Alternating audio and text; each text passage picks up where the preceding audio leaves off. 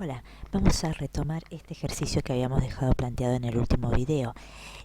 Podemos ver una célula que presenta algunos cromosomas y la idea es interpretar esta imagen y contestar en cada pregunta la opción correcta. Para cada una hay una sola opción correcta. Acá hay que fijarse bien cómo está presentado el esquema, la forma que tienen los cromosomas, cómo están agrupados. Entonces, ante la primera pregunta, la única respuesta posible es ¿qué es lo que estamos observando? Tres pares de cromosomas homólogos, ¿sí? La primera opción. ¿Por qué tres pares? Porque vemos acá un grupo de dos, otro grupo de dos y otro grupo de dos, y son homólogos porque los cromosomas tienen la misma forma, el mismo tamaño, ¿sí? Por ahí falta algún detalle del bandeo, pero se trata de esa situación. Después, con respecto al número 2N de esta célula, nos está preguntando cuántos cromosomas totales vemos. Sería como decir el número cromosómico de esta célula, de esta especie. Y acá vemos 6 cromosomas, ¿sí? Y la última pregunta es respecto a la ploidía de esta célula. Y acá, como tenemos tres pares de cromosomas completos, ¿sí? De cada par tenemos dos representantes, hablamos de que estamos viendo una célula con una ploidía diploide, ¿sí? Vale decir 2 cromosomas por cada par. Bueno, y así pueden encontrarse diferentes tipos de planteos a partir de la interpretación de esta imagen. Los va a ayudar también en la plataforma Moodle. Hemos dejado a disposición de ustedes un glosario de muchos términos, no solamente relacionados con esta parte de la temática, sino con todos los contenidos que vamos a continuar viendo, ¿sí? Volvemos entonces a reubicarnos en nuestro ciclo celular, en una célula hipotética de 24 horas, volvemos a la interfase y nos vamos a ocupar de lo que está ocurriendo principalmente en la fase S o de síntesis, ¿sí? Tanto en la fase G1 como G2 la célula está realizando otras funciones y en la fase de síntesis de ADN va a ocurrir la replicación. ¿Sí? Tenemos que pensar que todo esto que estamos describiendo va a ocurrir dentro del compartimento nuclear de una célula eucariota.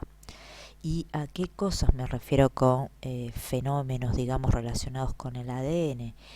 Básicamente lo que se conoce como el flujo de la información genética, ¿sí? Esta molécula de ADN puede autoduplicarse o replicarse y generar una copia de ella misma.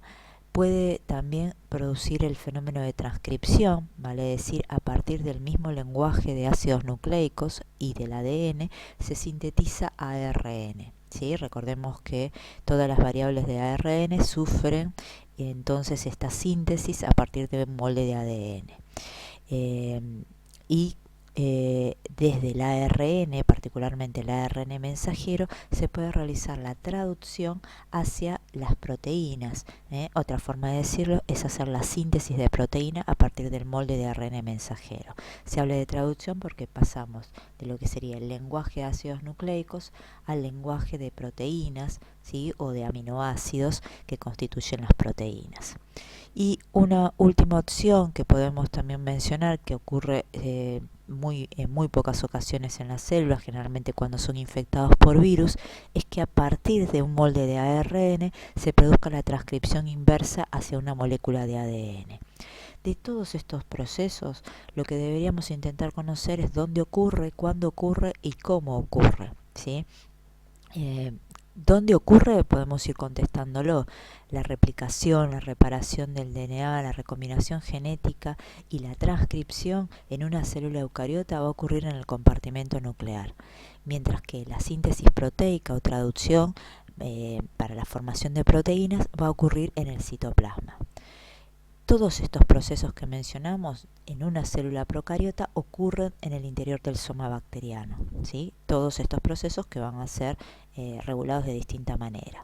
Para ir introduciéndonos entonces en el primer proceso que queremos presentarles, que es la replicación, vamos a recordar cómo está constituida la molécula de ADN de una forma muy general.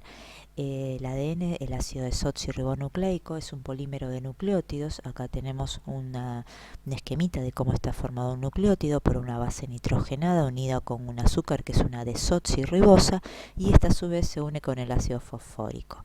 Esta molécula a su vez va a poder tener diferentes bases nitrogenadas, 4 para el caso del ADN, los que se conocen como bases púricas, la adenina y la guanina, y con las que son pirimídicas, la timina y la citosina.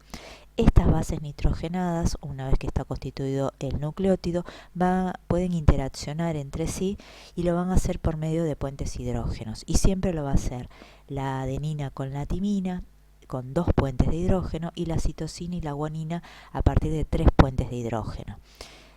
Esto entonces es en la molécula de ADN. Un detalle un poco más pormenorizado de lo que es la bioquímica de estas moléculas también la van a tener en un video de YouTube que les vamos a subir a la plataforma Moodle. Esta molécula de ADN, esta doble hélice de ADN, entonces formada por este apareamiento de nucleótidos, va a conformar, acá vemos otro esquema un poco más sencillo tomado del Albers, va a conformar' doble hélice de ADN que va a ser antiparalela.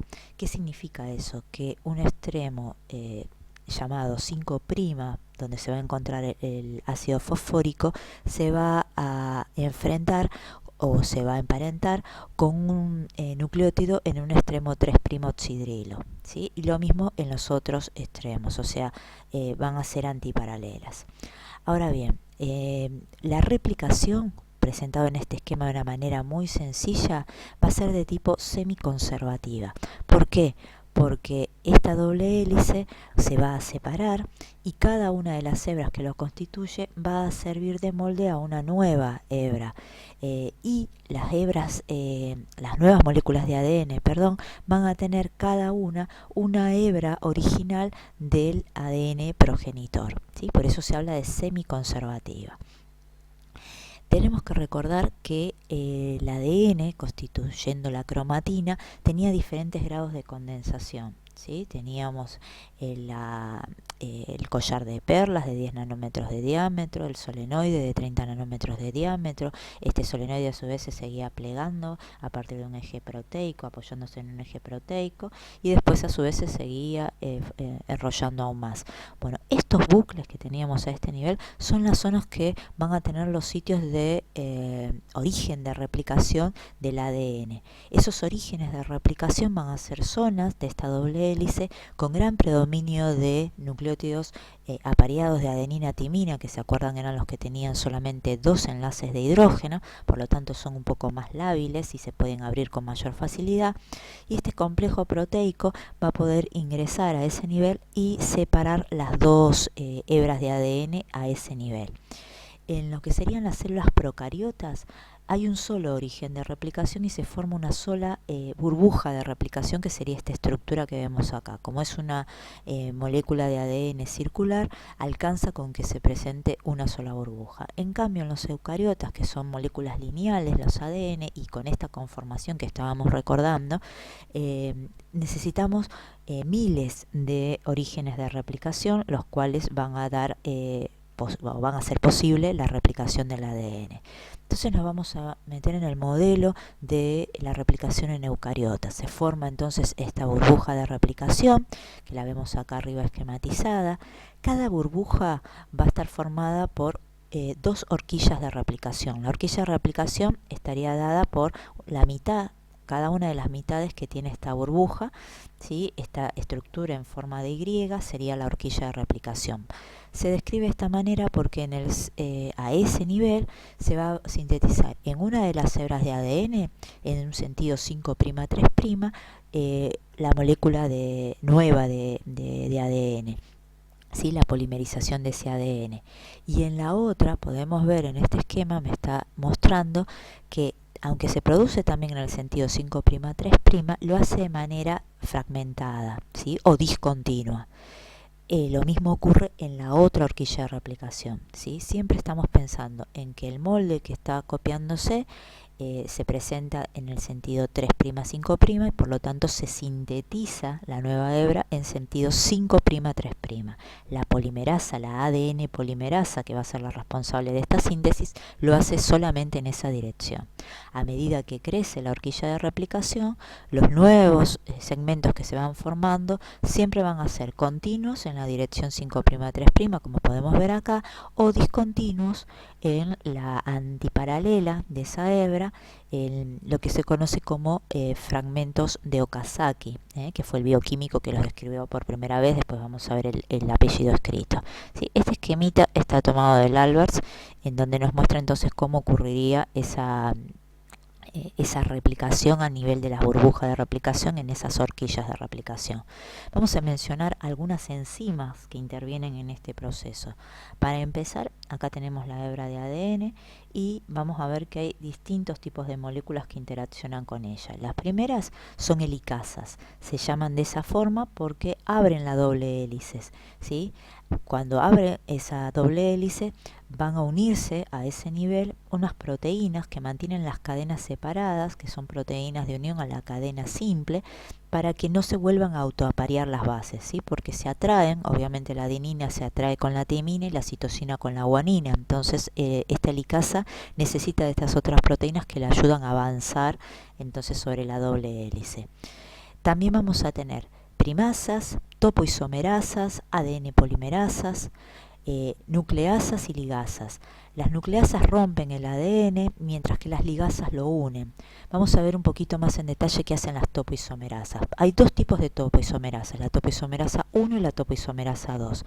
La topoisomerasa 1 está esquematizada acá, su función tiene que ver con esta tijerita, ¿sí? Que corta una de las hebras de la doble hélice de ADN, la hace girar sobre su propio eje y después tiene función de ligasa, las vuelve a unir. Y de esta manera va separando el ADN para que se produzca toda la síntesis, toda la replicación. La topoisomerasa 2, como el nombre lo indica, es capaz de romper las dos hebras de ADN y hacerlas girar, ¿sí? De esa manera se va relajando entonces la hebra de ADN.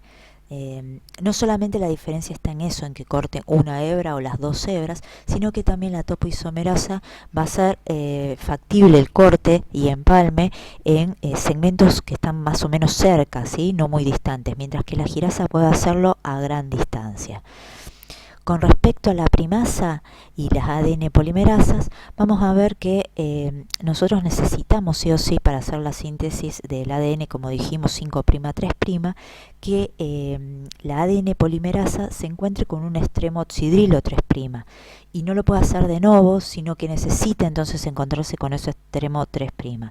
Eso lo va a lograr gracias a la síntesis de una molécula cebadora, que va a ser una molécula de ARN transitoria que se sintetiza por la primasa, ¿sí? La primasa entonces va a ser la enzima que le va a aportar la síntesis de ese cebador. Una vez que está ese cebador, acá tenemos otro esquemita, viene la ADN polimerasa, ¿sí? Que se fija entonces a esa hebra en síntesis y tomando ese extremo 3' oxidrilo empieza la síntesis o la polimerización de la nueva hebra de ADN complementando las bases que encuentra. Una vez que la ADN polimerasa progresa, va a ir produciendo uniones fosfodiéster entre los nucleótidos que va sumando.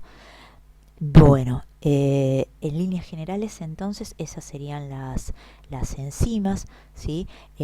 Algunas de las enzimas, el proceso es un poco más complejo, tanto en eucariotas como en procariotas. Acá la idea era presentarles entonces esa generalidad. Si les quedó alguna duda, como siempre me pueden escribir a mi mail personal o presentar las dudas a través de los foros de consulta de la plataforma Moodle. Bueno, gracias y nos seguimos viendo. Queda un videito más en donde vamos a volver a repasar estos conceptos.